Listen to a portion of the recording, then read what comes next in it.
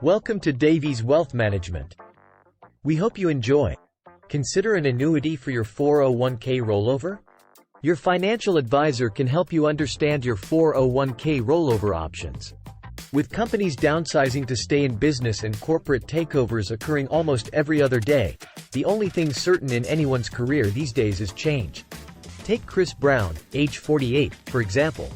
After 15 years as a shop floor supervisor at a large manufacturing company, Chris was unexpectedly laid off. In addition to the initial shock of losing his job, Chris had to make some very important retirement planning decisions. Chris's 401k plan assets had built up steadily over the years to a tidy $89,367. This was his retirement money, and he meant to keep it that way. Besides, there were unfavorable tax consequences involved if he were to receive the money directly himself. Meanwhile, his immediate concern was, where is the best place to move my current 401k? Chris had a number of options. For instance, he could transfer the money into a long-term CD, certificate of deposit, at his local bank or into an established mutual fund family. However, one alternative that really caught his attention was to roll over his 401k assets into a variable annuity, a tax-sheltered retirement savings vehicle that offers multiple payment choices. Why an annuity?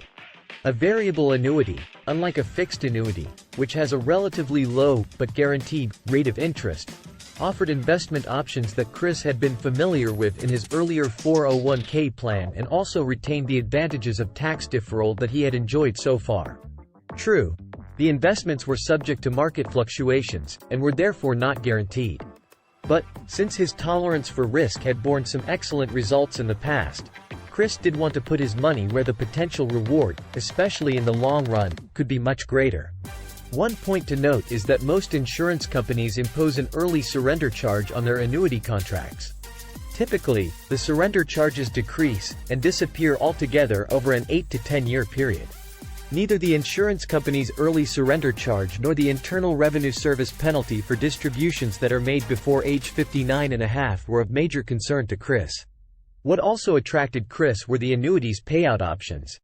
He could choose retirement income for a specified period, say 20 years, over his entire lifetime, over his and/or his survivor's lifetime, or from several other available options.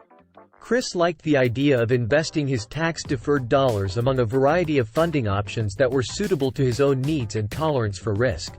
Because he did not intend to touch his money until after retirement, i.e., surely not before age 59.5, he hoped to be free and clear of both the IRS penalty and the decreasing surrender charges outlined in the annuity contract. As you will appreciate, not everybody's needs and risk tolerance levels are the same.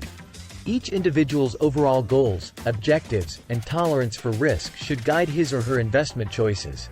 Talk to Davies Wealth Management to better understand annuities and retirement options.